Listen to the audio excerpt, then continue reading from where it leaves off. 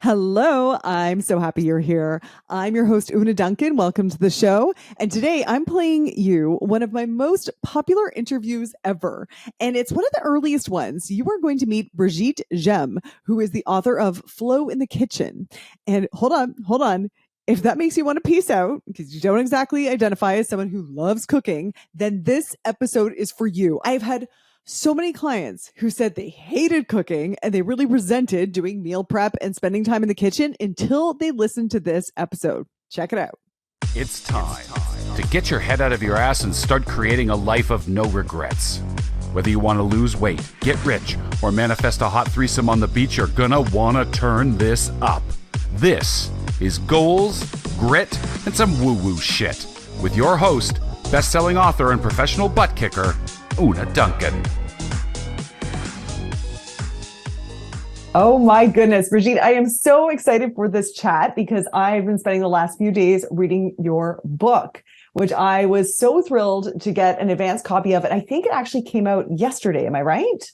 It did. It was the first official day of the book's public life. Oh my gosh, congratulations. So can you tell people a little bit about what it is that you do?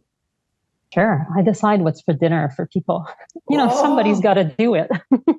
Dude, that is such a great one-liner because I was immediately like, yes, someone else figure that out for me. Please. I remember when I was a kid, old enough to have an opinion about what dinner is. My mom and my parents had a business at home. We lived on a farm and my mom was so busy, but she was always cooking for us anyway. And she would come in for air in the house, sometime around 4:00 and say, okay, you guys, what do you want for dinner? And everybody would scamper away. And I totally feel her pain. And that's why I started this as a way to atone for running away when she was asking those questions in the past. And so that's the main thing I do is I offer a meal planning service that's all whole foods, plant-based, or mostly whole foods. For me, pasta is acceptable. And I run monthly workshops about nutrition, cooking topics, and also the mindset of cooking. I work at helping people find joy, gratitude, and mindfulness in the practice of cooking. It's not just about, getting food in mouths. There can be a lot more happening about cooking. So that's a really big part of my life now. Okay, so this is what fascinated me so much about your book, because you really do talk about the mindset.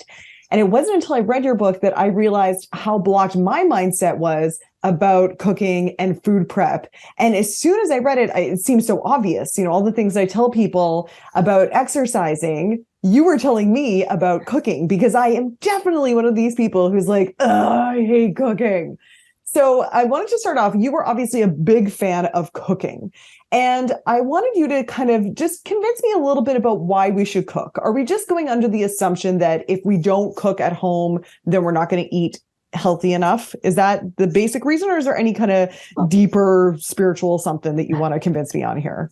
I am profoundly and deeply convinced that it is so profoundly necessary.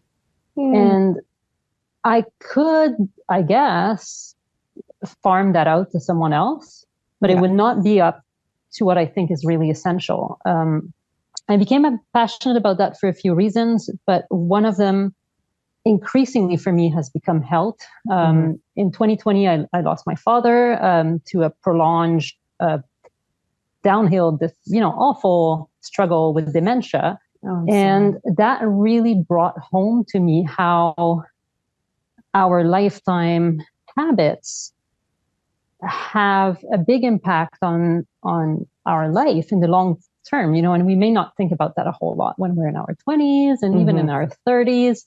And when I became fully plant-based in my mid-30s, I was pretty healthy. It's not like I experienced, a body transformation that my health issues disappeared, because I didn't have health issues.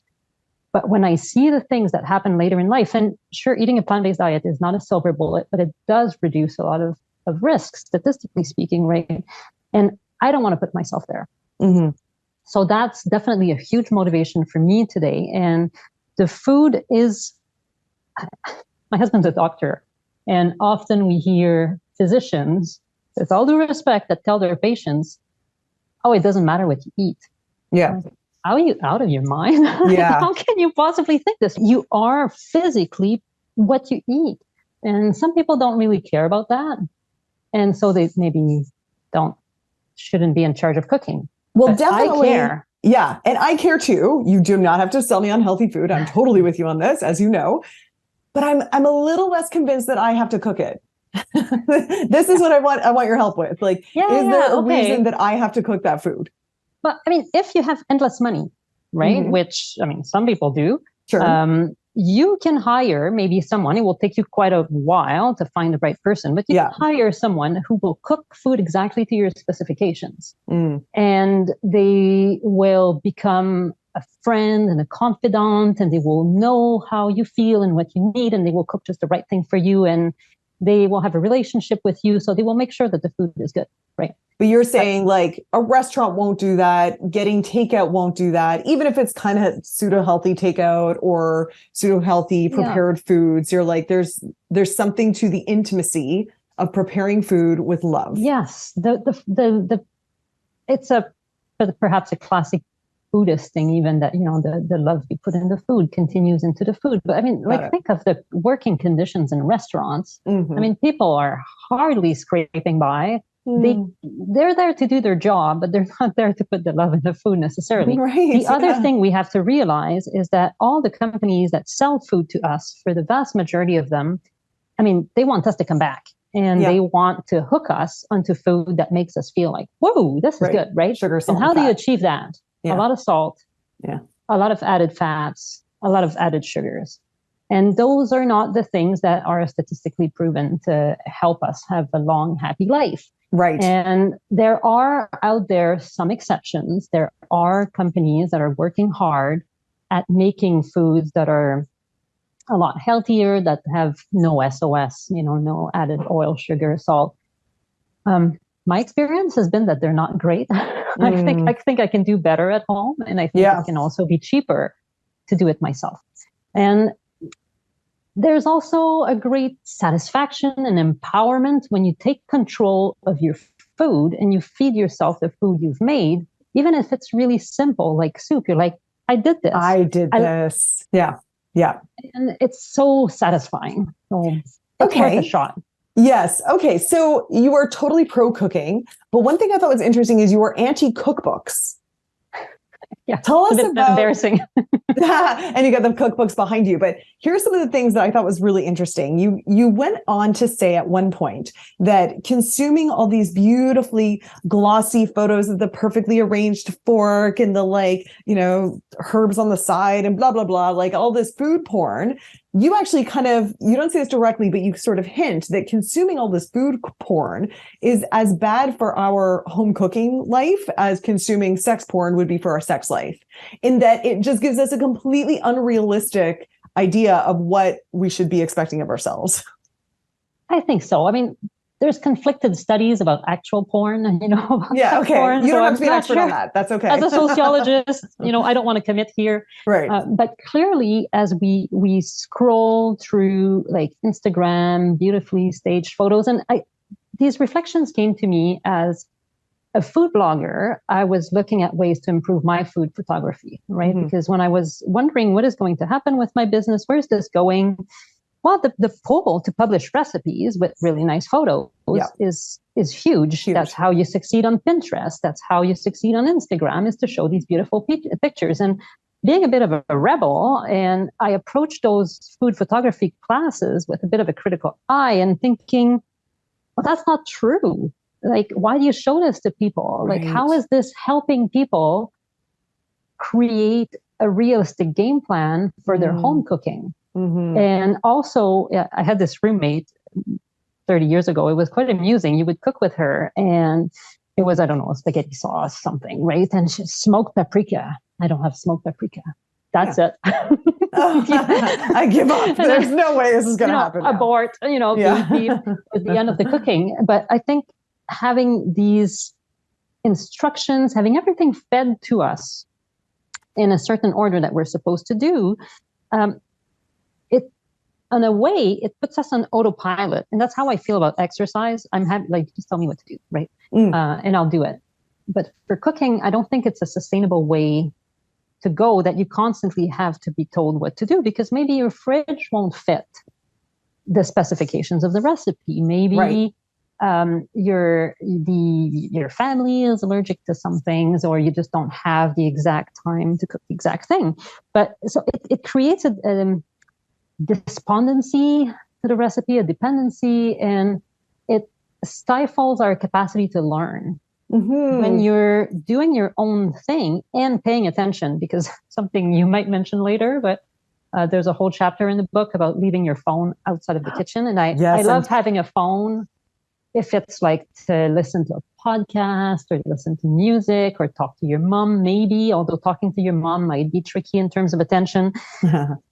But when we're focused on what we're doing, then we can learn. We can observe what goes in. We observe what comes out.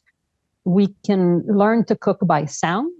That's something that really impresses my husband. Like, I'm cooking, I'm chopping veggies, and I'm like, I know that there's this sound coming out of the skillet. It means, like, you can hear when I say all those things, like, I like to cook.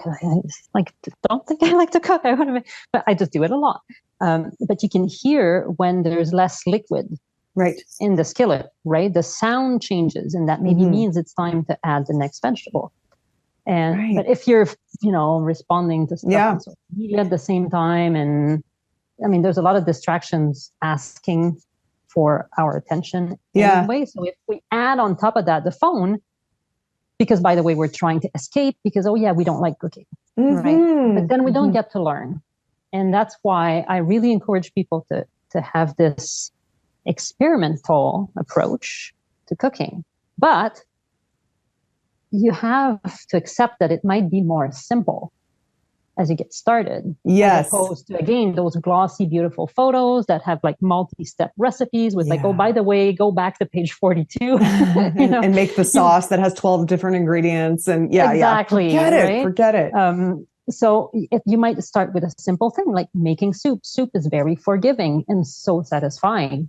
But you start with making soup, and then maybe you start with just having beans with some seasonings. Well, actually, I'm going to hold you there because you do mention there's 5 recipes that people need to know and only 5. Yes. So I want to ask you about that. But first, I just wanted to go back to the idea of being present. I really liked how, for example, you said, don't cook the rice, or I think, don't cook the quinoa for the amount that it says in the package. Cook it for a bit and then test it. Like, really, it's up to you to test whether the quinoa is done, not what it says in the package. Or you say, if you get stuck, sit there and think, what do I want this meal to look like? What do I want? Don't check Pinterest. Think about it. Yes, and I love you keep the refrain throughout the book is, you know more than you think you do about cooking. You have been eating your whole life. And I was like, oh my gosh, I really loved it. And I also want to ask you, you mentioned your background in sociology, and you said that you use this background to shed light on why we feel so undervalued when we cook. Can you talk about that?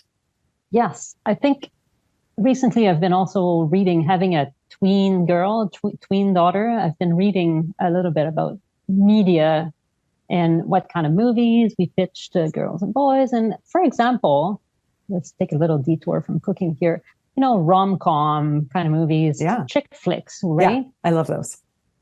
Yes, I love them too, right? I really enjoy them. But that's not like, first of all, it's not highbrow, but it's also somehow perceived as less than, like, more, let's say, fantasy or more like action-oriented thing. Oh, rom-com, like, and in the same way, and I think largely because it's feminine. And you know what? I think relationships are pretty darn important. Maybe more than shooting aliens. Maybe. Just saying, maybe more relevant. Yeah. But in the same way, I think we've largely come to absorb these ideas that the non-remunerated activities of life, like caring for other people, a big part of which is cooking, like those things are not important. Right, those are the things that moms do, right? That we take for granted. And they're not activities that are valued in society unless they're done by somebody else, like a restaurant or a fresh prep. What a genius idea, right? I'm not knocking it, But it becomes a genius idea when it's made into a company. Right. When it's commodified. Yeah. And when somebody, and when there's an exchange of money in the process, and then somebody makes profit and the shareholders are happy, right? Which is not, it's conversation for another day. But when it's just mom putting dinner on the table, you're like, yeah, well, that's just moms do. Right? Exactly. And I think we've come to absorb and believe that to be the truth. And we've knocked down the value of cooking, the value of making food for others, the value of caring for children, for example, because they're feminine activities that moms do. And I shouldn't be caught enjoying that stuff unless it's like a chef level, cooking that's, really fancy and style in a restaurant, and it gives you Michelin stars. And in French, there's different words, for example, for a cook, a male cook and a female cook, a cuisinière is, on the one hand, it's the stove, and it's the wife, or the mom cooking at home. A cuisinier is like, it's a chef. An exalted position. Nobody will think of a cuisinier as just somebody who cooks dinner for people 7 days a week in their house. It's an artist. It's the same thing for like a tailor. If it's a woman, the word means like just somebody who fixes the hem of your pants. Right. And if it's the male tailor, it's like Christian Dior, And so we've absorbed all of these ideas, and it is not true. We've just said it. Your body is made of what you eat. So what mom feeds you is what's most important. And if your mom, there might be a mom or two listening, take pride in that. It's such a power that we have to shape our lives and those of other people around us. We have to get into that power and become our own superheroes. I love this so much. You know what? And it's the same with exercise, women's fitness, aerobics, Zumba. Those are always thought of as a little like Jane silly Fonda. And eye rolly, whereas like CrossFit and sports, like that's considered very serious business and worthy of a lot of, high fives. It's always the case. So true. So here's another thing I wanted to bring up. There's a chapter in your book, and I love it. You talk about 20 practices to help people embrace cooking. And can we talk about my 3 favorites? Oh, yeah. And because a lot of them are relevant to what you just said. The first one was, Mama, feed yourself first. Talk about that for a second. Oh, yes. I ask a lot of women around me, including like my kids' friends' moms in the schoolyard, right? Because they come to me and they're like, oh, yeah, you're vegan, you're plant-based. My kid won't eat broccoli. Yeah. Can you help, right? And then I ask them, so, what do you want to eat? Like, what is your favorite food? And they look at me like deer in the headlight, like, what are you talking about? Like, who cares what I eat? And that is where I think it's so important that we give our head a shake and ask ourselves, what do I want to eat? What is my ideal food like? And it won't necessarily be a salad, as the stereotype, woman eating a salad, having orgasm. And laughing. And exactly. Sometimes yogurt. Sometimes we're allowed to eat yogurt, but it's yogurt. Yeah, low fat yogurt. Sure. It has to be. But, think about it. Think of what you like. And it doesn't mean that your family is going to eat that 7 days a week. But make sure that it shows up. Make sure that your aspirations are at the core of the meals. And if other people want to kick in and they want to have their aspirations be part of the meal planning, well, sure, bring them in. And it's worth it to engage our spouses, partners, children, roommates, whatever it is, into determining what it is that we eat. But if we don't have that feeling that we're going to take care of ourselves, what is this for? And how can we keep on filling other people's buckets if we're not filling our own first, right? And that's the same thing for exercise. Like, make time for exercise for yourself, because you're worth it. It's not even that you're worth it. It's you need to live. It has to be. Yeah. And it's so funny. It does have to be. But my reaction when you're like, how to love cooking, I was like, what's this gonna be? And then the first one was like, make food that you want to eat. And I was like, whoa, the fact that seems so revolutionary to me that I was like, oh, that's crazy. And then the next one that I loved is that you said, wear an apron. And I have to say that which is really funny because I love costumes, but my initial reaction was like, that is a symbol of like female servitude over a hearth. And I balked at that a bit. Tell us a bit about wearing an apron. It's like a superhero cape, but in the front, right?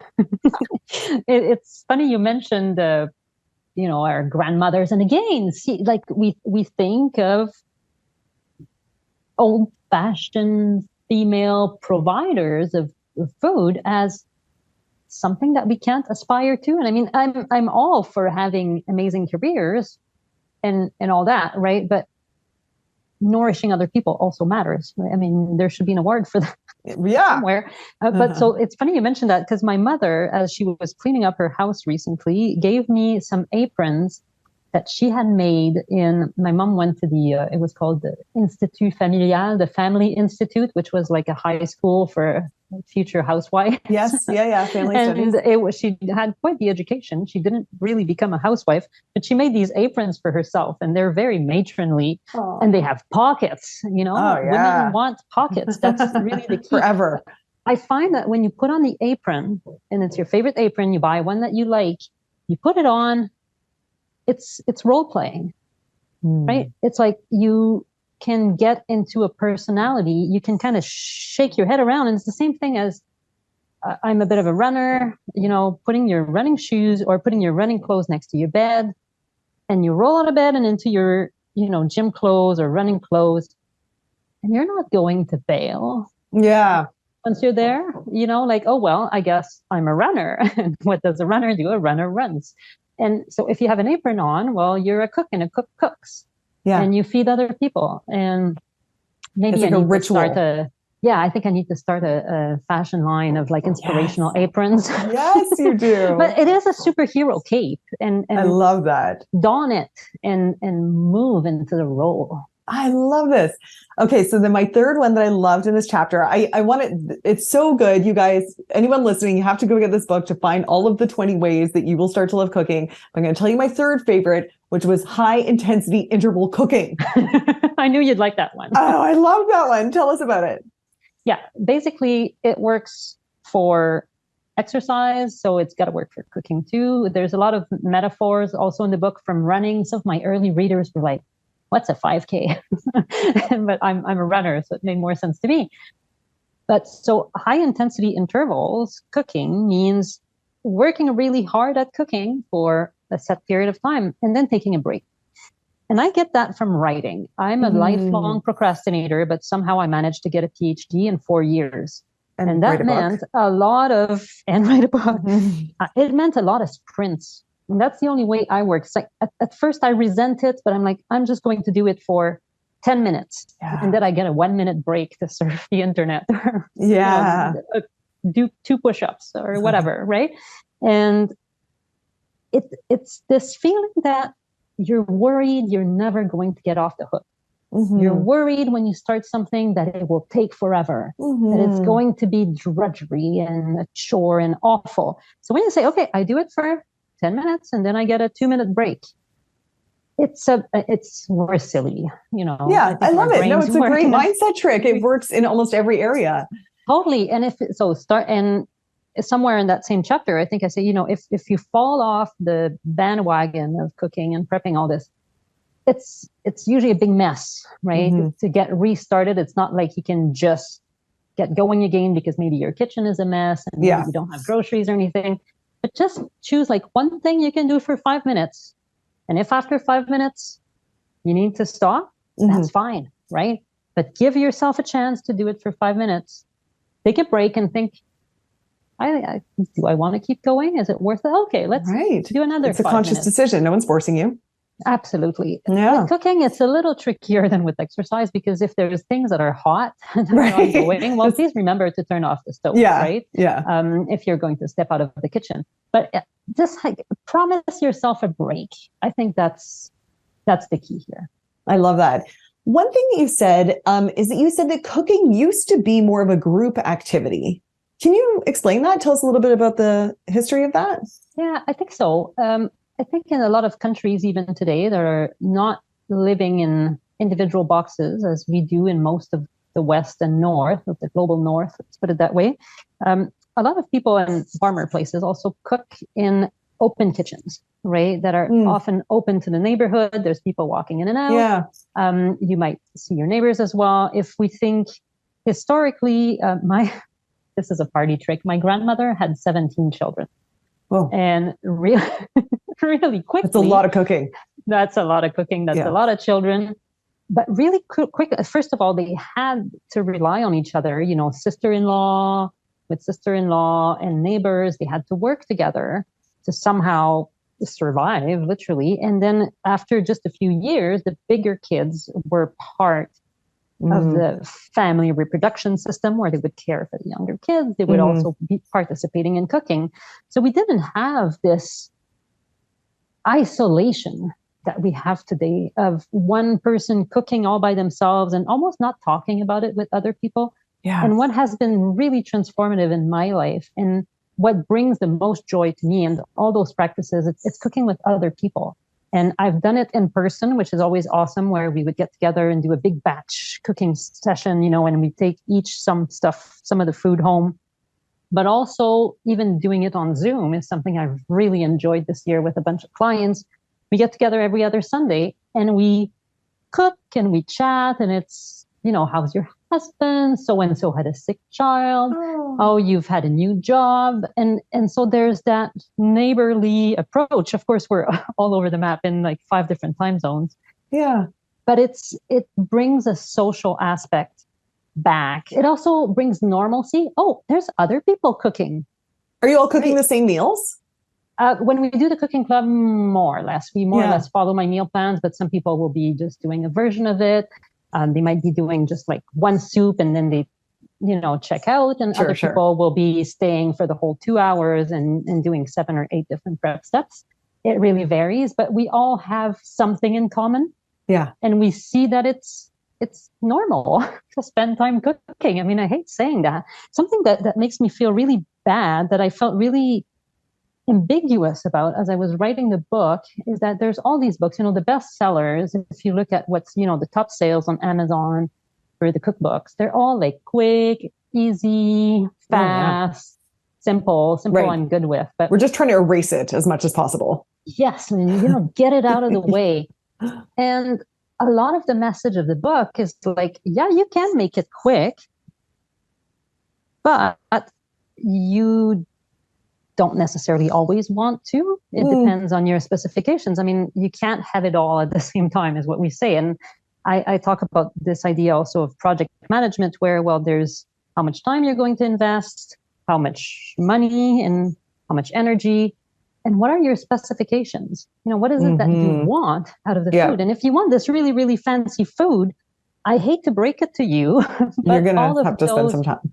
Quick and simple cookbooks, you know, they work, but they're using, for example, I don't know, like tomato sauce from a jar, right? Or there's quick vegan cookbooks that use vegan meat substitutes, which I don't have necessarily a problem with. I prefer not to eat them. But if you want to be quick, you have to do those shortcuts from, you know, buying pre-made things. Yeah. It's a trade-off. Yeah. But I hate to say that. Like, it's not good marketing to tell people it's going to take time to cook. But you know what? No one wants to hear that. It does. It true. takes time to exercise. There's no such thing as a 5-minute workout that solves all your problems. Well, you wouldn't know that by marketing, though, would you?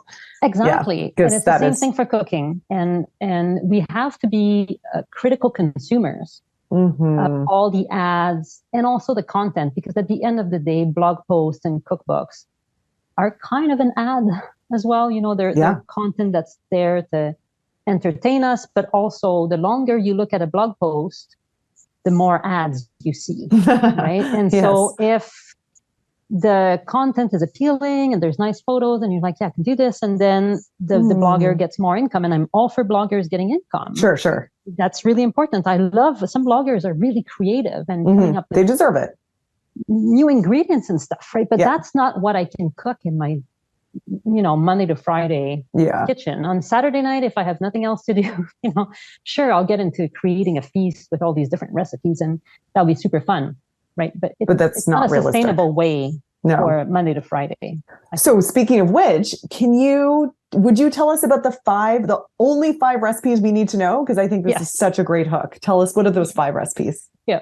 I'll tell you first where that came from really quickly, because when I started writing the meal plans, I was reading a lot of cookbooks, right? And I was and I realized as I was writing the recipes from the meal plan from one plan to the next, look, it's the same thing as last week. And then I was writing the recipe for, let's say, making a chili. And then 2 weeks later, I'd write a recipe for a curry. I'm like, actually, it's the same steps. Like, I'm somebody who likes efficiency. So I was thinking, what kind of shortcuts can I put into my computer to write this faster?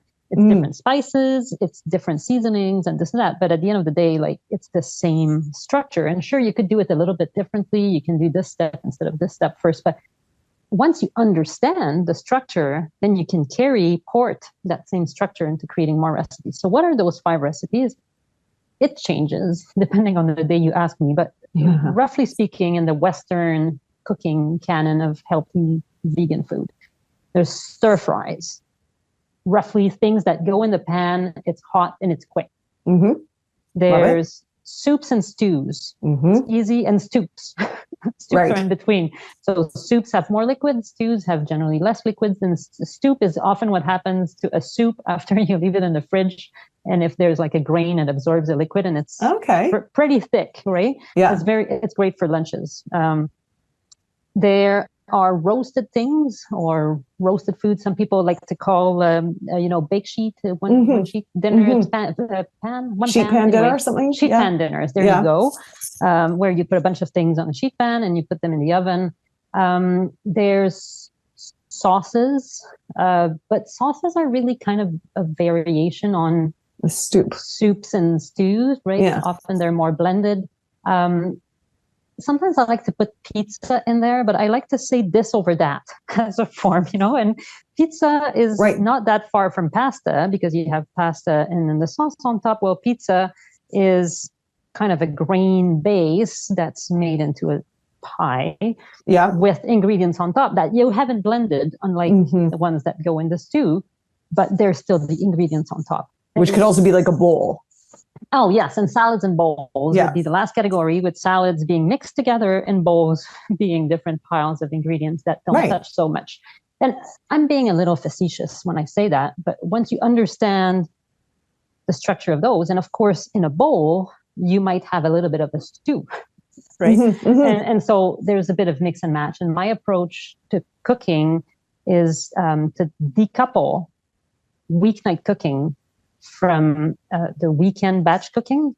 And that's where having that understanding of the different building blocks and how they're made helps you deconstruct how you want to eat in the week. And the stuff that I was saying earlier, those shortcuts that you could have bought from the store, for example, the tomato sauce, that's an easy one. Pasta sauce. Why do people buy pasta sauce?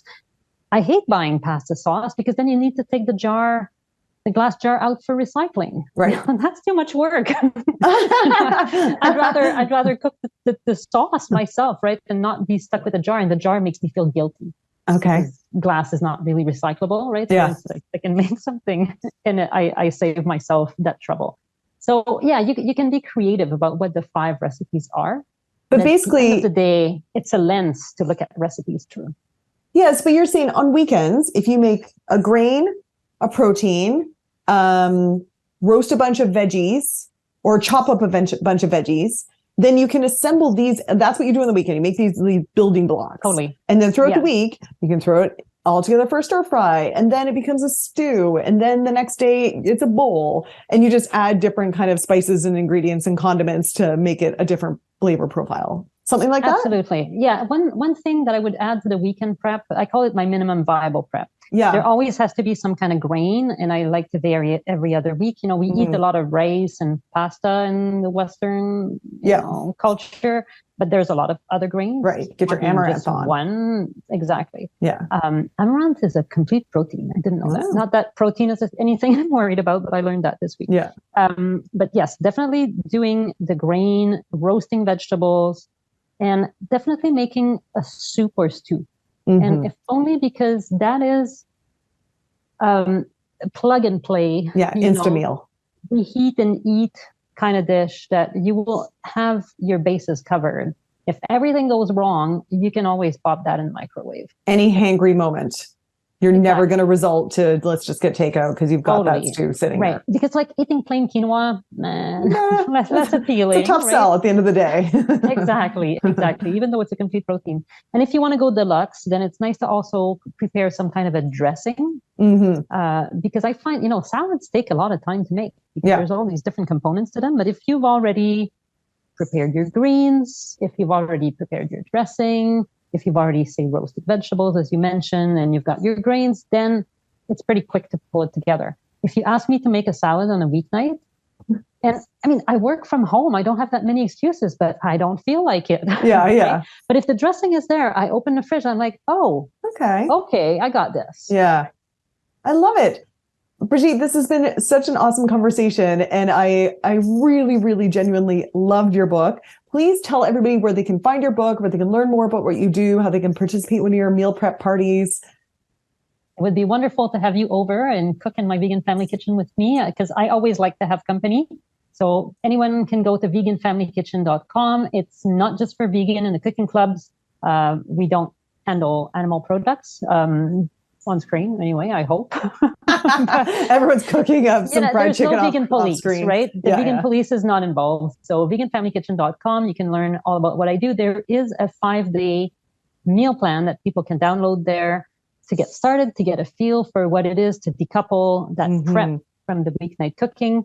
And the book is easy to find. If you go to veganfamilykitchen.com, it says book there, and there's links to all the retailers. I encourage people to get it from their local bookstore because we need those, but it's also available to order as ebook or as a print book from Amazon. Lovely. Thank you so much for chatting with me, and have a wonderful rest of your day. Thank you for having me. It was awesome. Hey dude, thanks for listening. If you like this episode, make sure you're subscribed so you can get the next one. And by the way, if you rate and review this podcast, it really helps me get found by other people who need some goals, grit, and some woo-woo shit. And be sure to connect and DM me at Una Duncan on Instagram and let me know what you thought of the episode. Chat soon.